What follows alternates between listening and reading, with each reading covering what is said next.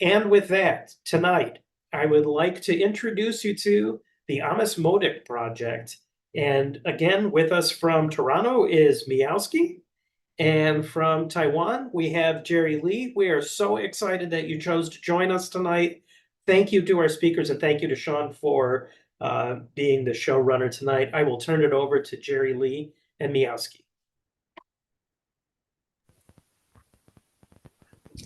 Thank you, Adam. Thank you for your kind introduction. And let me share the screen.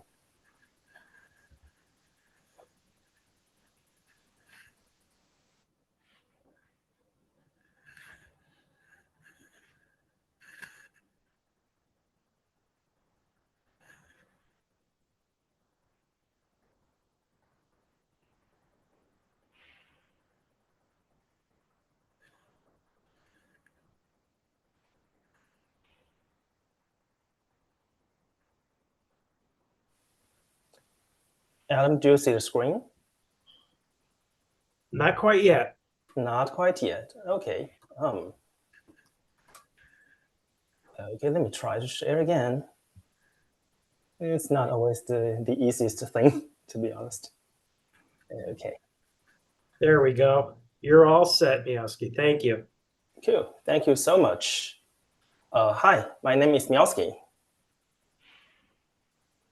Hi, I'm Jerry. Hold on a second. I think I didn't see your slide on YouTube channel. Oh, it's showing. Okay, it's fine. Go on. Okay, no problem. Thanks a lot, Adam, for your kind introduction. And thanks, Sean and Laurie, and of course, Kyle, for having us here at Shy Hack Night. We're really proud to have this opportunity to present one of the open source projects that we have done in GovZero in Taiwan. It's a Moedict. So Moedict is an open source dictionary for Formosan languages. And there's a reason why we want to call that. So actually, everything about this project happened in Taiwan, and Taiwan is often mistaken as Thailand, but this is not Thailand. It's a very tiny island just at the very close to China, and it's something about 7,500 miles away from Chicago. So if you want to fly from Chicago to Taiwan, it takes you about 15 hours, and that's a really long flight. And Taiwan has a population of 24 million people. And however, there are only 600,000 First Nation people. And the government has just passed a law and recognized 16 nations, while the 16 nations have 42 dialects. And all the dialects and languages are super different one from the other. So it's a really challenging thing for people to pick up their own language, have a proper dictionary, and for the younger generations to learn the language. And we really want to focus on a First Nation called Bangza. Bangza is an indigenous people living in the east side of Taiwan. They have 220,000 people, so that's quite a big portion compared to 600,000 people of Aboriginal populations. And there are 5 dialects. They understand each other, so it's not too diverse. People understand each other, and they can just speak their own dialects, and that will be fine. Their language system is a little bit different, or I can say very different from English. So they have a vocal system with a lot of prefix, infix, and suffixes to form a word. And the sentence structure is verb initial. So you see an example below. For example, gilang is tree or trunk. And if you add one prefix in front of gilang, it becomes something like makilang. And that means something is going to be cut down. And if you think that sounds like an English passive voice, it's something similar, but not 100% identical. it is a focus. So it's focusing on the object of this sentence. And if you switch this ma with mi, and mikilang means you're going to cut trees, or someone is going to cut trees. So that's a very interesting language, and it has a lot of special properties that we should really preserve. And the project all began since 10 years ago. So 10 years ago, in March 2014, there was a sunflower movement where a lot of students and people went on the street and protest and even occupied our parliament, because the parliament members at that time wanted to pass a law that at China's favor. It's pretty much like what has been happening just recently again in Taiwan, where parliament members want to pass some pro-China laws. And right after the movement cooled down, everybody thought they must do something for the society.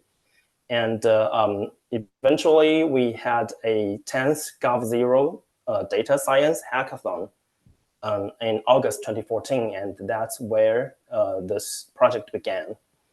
So allow me to divert a little bit. I want to introduce GovZero and the hackathon, because maybe everybody is experienced in hackathon, but that has a very, very different context in Taiwan. You'll see that. Okay, so GovZero is a decentralized civic tech community with information transparency. So it values a lot on civic tech, open data, and open source. And there's no problem. There's no serious problem. Every problem is just one pull request away.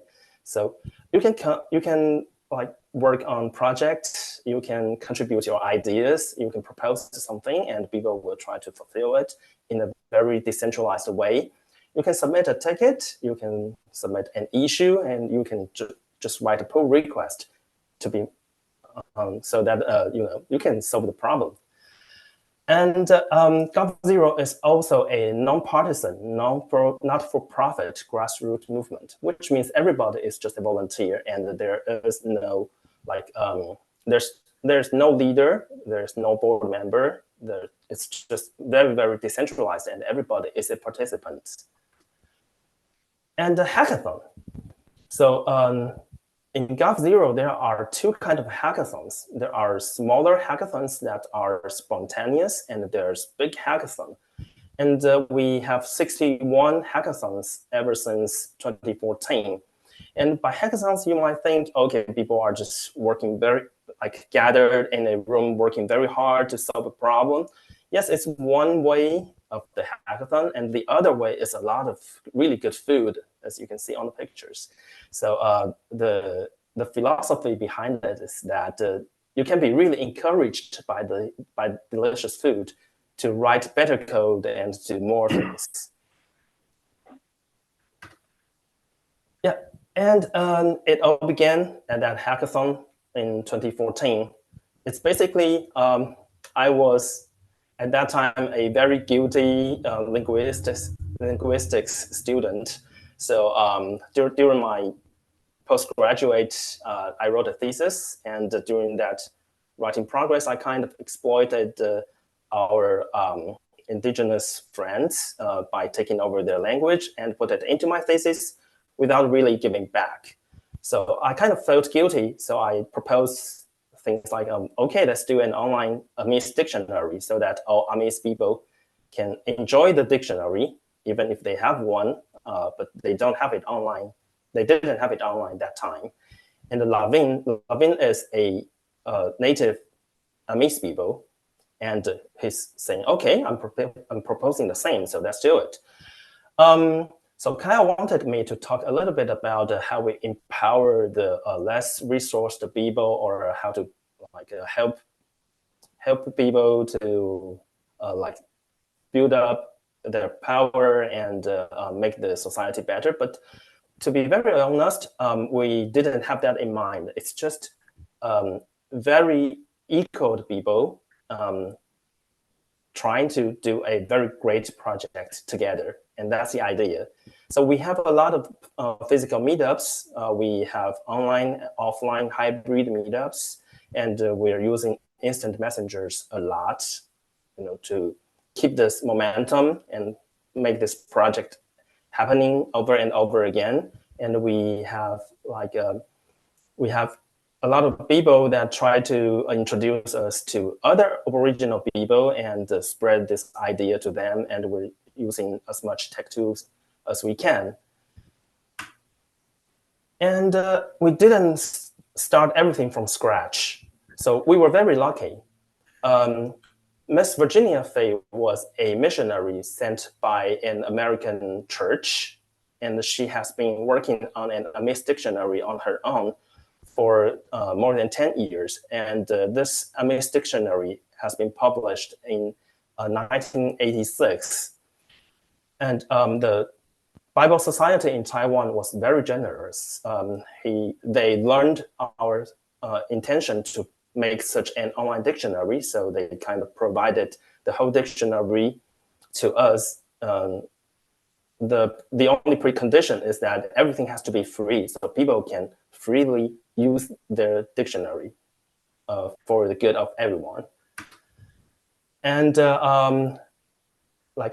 after 1 year, we learned that there is another dictionary. It's called Dictionnaire Amish Français. So we have Father Maurice Poinceau, who is a missionary again from Mission Étrangère de Paris. He lived in Hualien for his whole life, and he has composed with his the other father, Father Louis Bouria, who died unfortunately before we had the chance to meet him. And they have donated this dictionary to us. So we have basically 2 dictionaries where we can base on. And then 1 year, one more year passed, and Dr. Safulo has donated his dictionary, which contains 40,000 words. That's a very huge dictionary to us. And Dr. Safulo is still editing this dictionary from time to time, and we have even made an online tool for him to edit the lexicons items. Okay, but things are not just fairy wheels. We still have a lot of challenges. So the first challenge is the data source. You see the original Amish dictionary from Miss Virginia Fay in 1986. So it's a historical dictionary, if I may say that. And the people are taking notes with pens and pencils. So it's really not very great condition. And we had some hard time doing OCR. So during one of the hackathons, Cinderlands offered to write a program that distilled the scanned lines and cutting the lines into strips so that people can work on line after line. And we chose to use a crowdsourcing methodology so that we kind of wrote a manual of how to do this manual OCR on HackMD. And we asked people for help on Facebook so that a lot of people just joined this game and did this crowdsourced manual human OCR for us. And we managed to recognize all these lexicons. It's something about 5,000 words in 53 hours only. And actually, this is a debate. So I was a techie. So in my technical mind, I would just want to design a super OCR that's really, really great and that recognizes everything. But in GovZero, we have another philosophy. We prefer to have crowdsourcing of things because it's something like you do in IKEA. So you go to IKEA, you buy some furnace and you move it back home and you put some time to assemble it. then you are kind of emotionally attached to it. So we share the same ideology. We think that just by crowdsourcing something, people donate their time and they will be attached to this dictionary or whatever thing that people are doing. And they would then care about the thing that they have done, and they will just share their love. So that's really important. But crowdsourcing is not always the silver bullet. Because, for example, we spent almost 3 years for Ames Français dictionary, because people just feel detached from French, and nobody speaks French in Taiwan anyhow. Yeah, and we have also had some technical issues. So, for example, Dr. Safulo's dictionary was in Word, and as an open source people, we don't really like MS Word, and so we have to convert it to like a structured text, and eventually to JSON, so that we can use that in the dictionary. And this is my way of doing that. So I'm pretty much into Linux, and I use VIM a lot. So I designed an indentation syntax, just like Python. But that's probably not the best way to do it. And we have a lot of challenges on front end. So first, Moedict is a dictionary that's originally written by Audrey Tang. And Audrey Tang is Taiwan's Minister of Digital. And she was a pro guru. She was really good. She designed this multilingual production quality open source dictionary that supports 3 main languages used in Taiwan. However, this dictionary was written in LiveScript. And she was so brilliant, she could write LiveScript so proficiently. But the problem is that it's even hard to find anyone who understands LiveScript. So we took some time to overcome this challenge, and this is what we have right now. And we have you see a lexicon there, and you have English, you have Chinese descriptions, you have like sentences, and you can even mouse over a word in the sentence and see what it means. And however, as we can probably see here, it's using Cordova. It's a phone gap, and the phone gap has not been supported by Android and iPhone for quite a long time, and after that, they have updated the code base and eventually passed the more strict policies imposed by both platforms. But it's super hard for us to keep on, so we decided we would just switch it to PWA, the Progressive Web Application. But that's not optimal either, because with PWA, you have to stay connected on the internet. And it's not always easy to have everything cached. Yeah. However, we still made some progress throughout the days. For example, Jerry made it to introduce our progress in Amis language in each hackathons. And Lavin has initiated this Amis word of the day, and he's teaching everyone a new word in Amis. And that's super cool. And we got a lot of feedbacks from Facebook, email, hackathon, words of mouth, and we really appreciate it. It means people like this project, they find it useful, and they want to tell us how to make it better. But the problem is that we don't always have so much time, because it's all the volunteering thing, and we still have our jobs and family to care about. And the first feedback is people want to make it easier to collaborate. And Google Spreadsheet is doing a very good job here. Not everyone likes the text editor and the indentation style.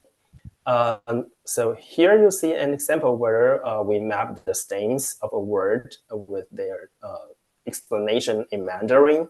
And in order to facilitate the search functionality, we have to manually like take the important words out of the explanations so that it's easier to search. And it takes a lot of time and human power, and maybe next time ChatGPT could help us. And the second feedback is that people wanted to search by stem, as Amis is a stem-focused language. So for example, mada is the I, and you attach something before it that's prefixed to mada, and you attach something behind it that's suffixed to mada. So there are linguistics rules that can make this analysis. And we're very, very lucky because Dr. Safulo's dictionary contains the stems. So we have a, sometimes linguistics rules can be wrong, and now we have a human-proofed list of stems. So it works. And since people are learning this language, they are not necessarily very fluent in this language. Otherwise, they don't have to learn it. And so they really wanted to, like when they are typing, there's Mandarin explanations just inside the search box so that they could just cherry pick whichever word they think they are really finding. And since Mandarin is not very prominent in Taiwan, people are kind of losing their mother tongue. So we really hope this could help people to learn their mother tongue faster. And Dr. Safulo has a team of students and co-workers. They really want to find an easier way to edit the things. So Google Spreadsheet is really good, but they still want to edit the dictionary on site. So they want to see it immediately changes and reflect to a latest edition, etc. So we eventually designed a Firefox add-on just for them to change everything. And since people are learning the language, they want to learn how to pronounce a word. And we want to say thank you to Xi Xinhong, who built a text-to-speech system in May 2017. And that's the year where Taiwanese government has made Austronesian languages or Taiwanese indigenous languages as our official languages. So that's really cool. And but we couldn't just make everything happen. So there are still something in the wish list. First, we really think that government subsidies work in some way. So for example, after Taiwanese government made the indigenous languages our official languages, they have this budget to make dictionaries for the 16 assigned nations.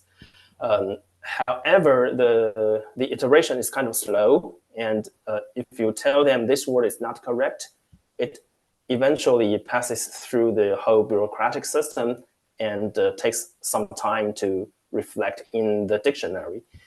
And we have another issue that public money, public code is still on debate.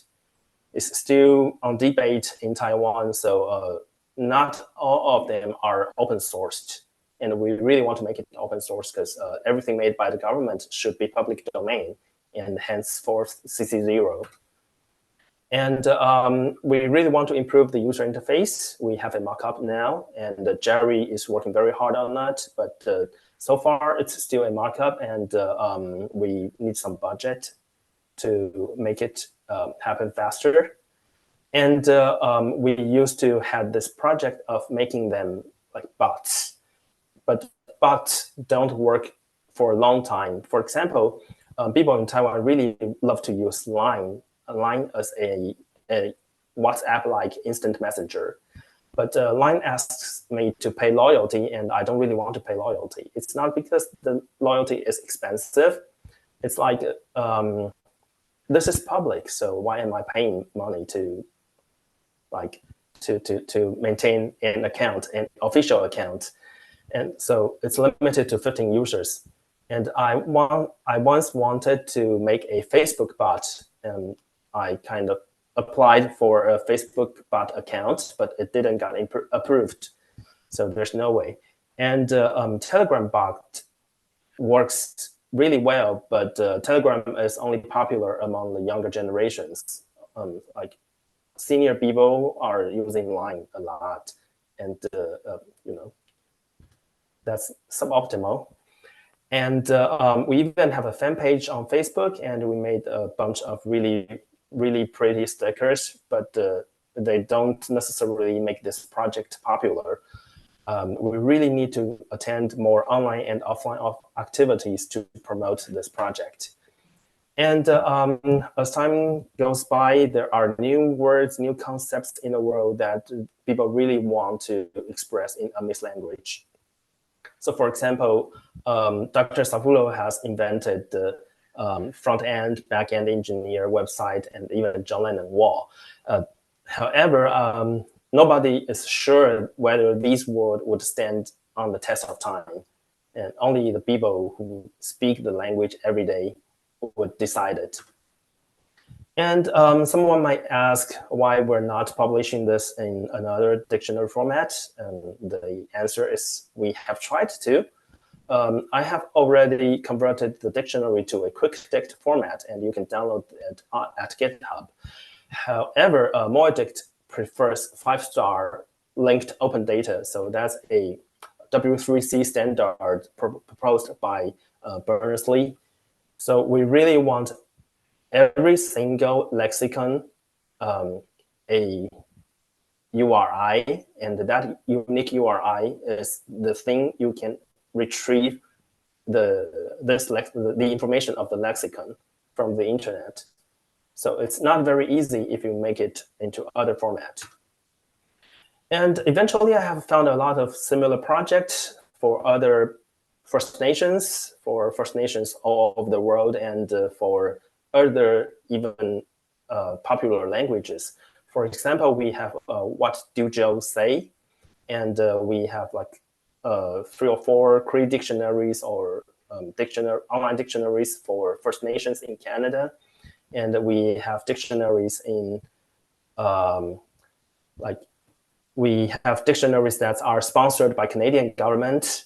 So they are all super good dictionaries, and we really appreciate their work. And I hope we can find some way to collaborate and exchange our experiences. And maybe we can also help one another. Okay, and this is a team. This is how we collaborate. We have a lot of people. Most of them are just online.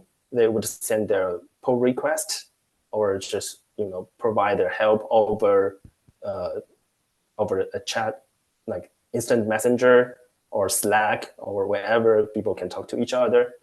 It's really awesome.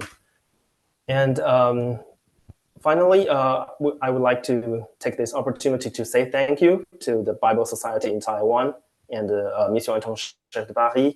Of course, Dr. Savulo for all his hard work and the dictionary he has donated to his own tribe of people. And I want to thank GovZero participants and online contributors, all other users, and of course, everyone here in this talk. Want to say arai, thank you.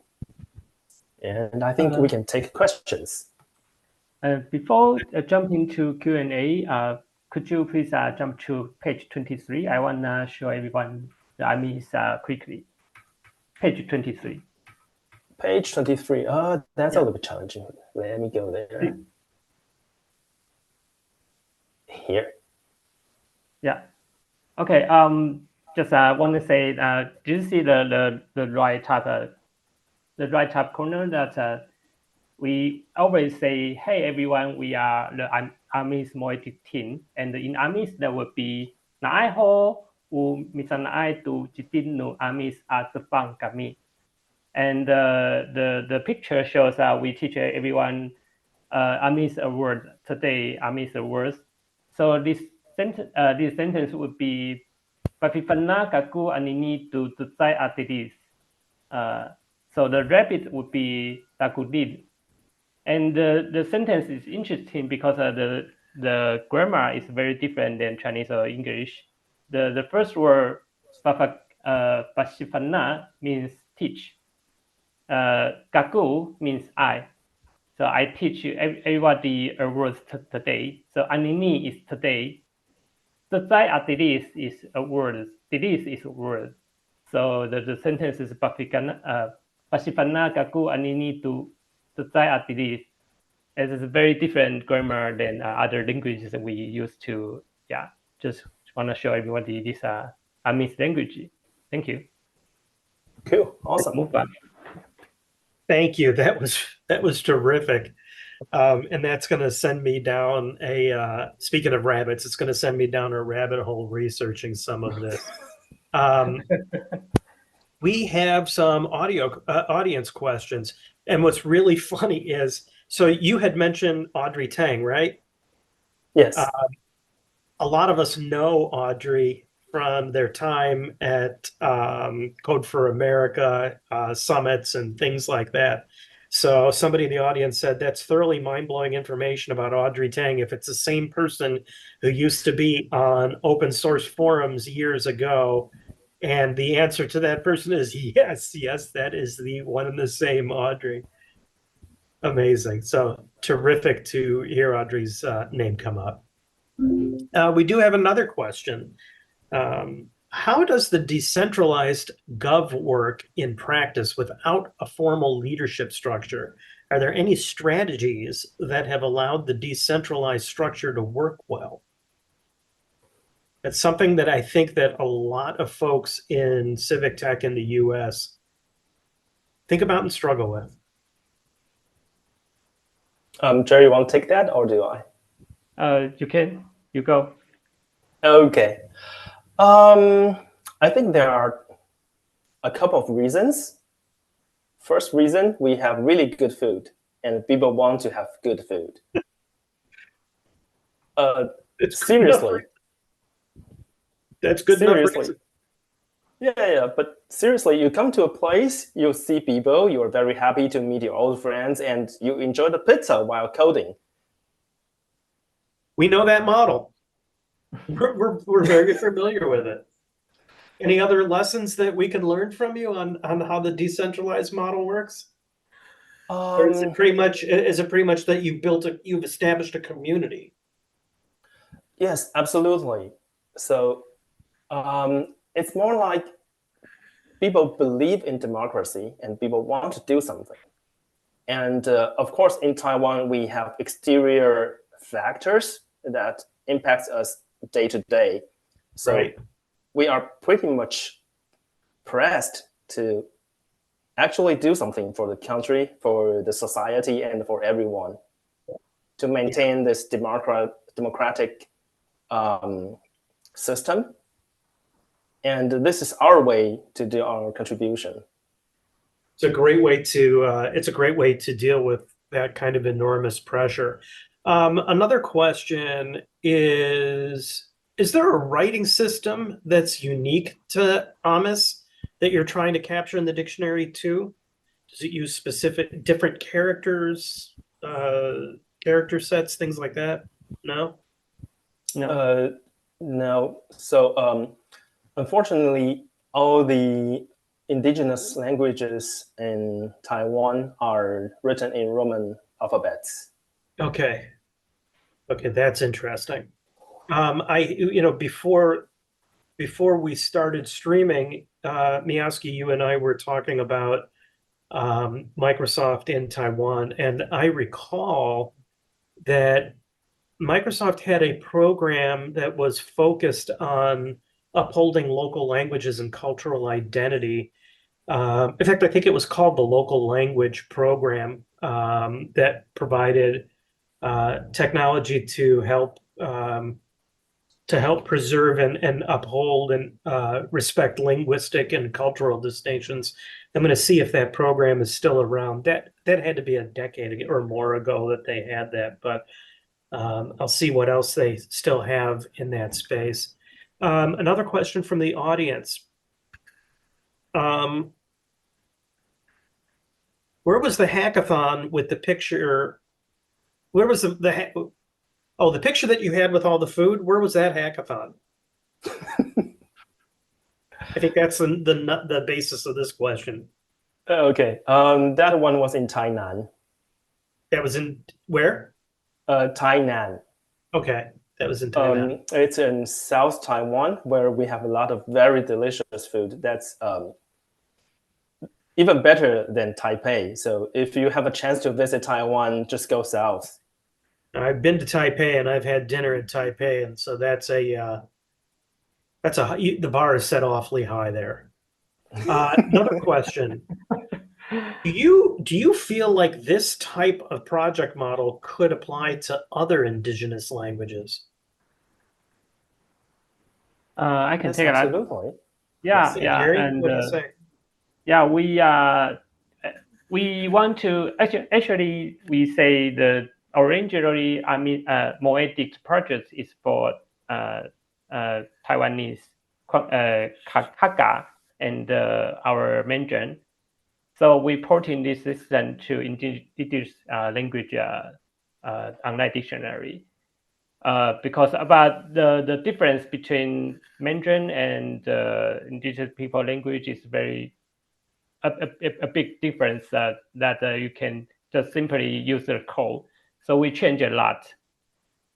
Since we already changed to this Amis language project, we think about maybe we can use it to become a template that everybody can use a template to import their words from like Excel or CSV to become their own dictionary database, and you can make up your maybe like we have 16 indigenous people, so they can make it their own. So our future goal is to make it the Amis language, this project become a template.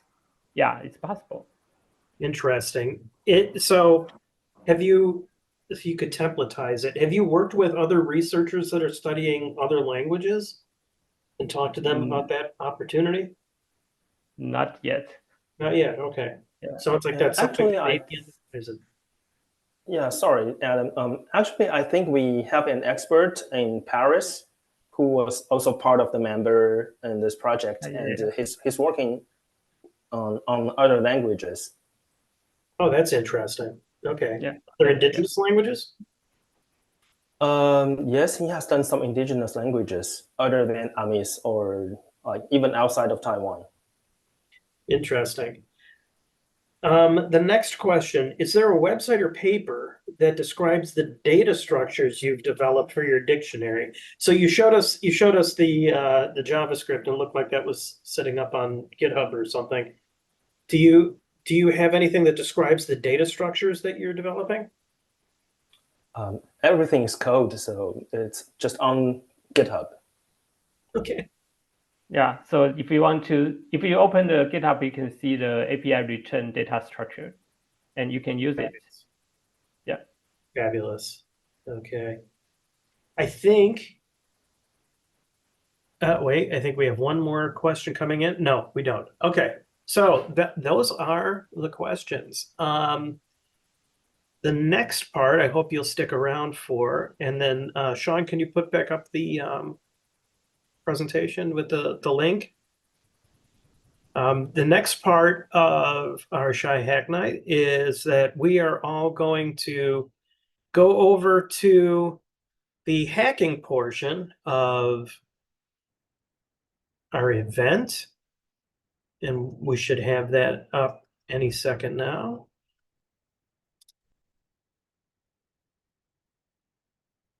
Here it is. All right. We do love our bit.lys here. So please join us after this, we come out of this live stream into our Shy Hack Night remote Zoom. We'll do our 3-word introductions. We'll do some announcements, some breakout group pitches, and then we shall go forth and hack. We'll see you over there.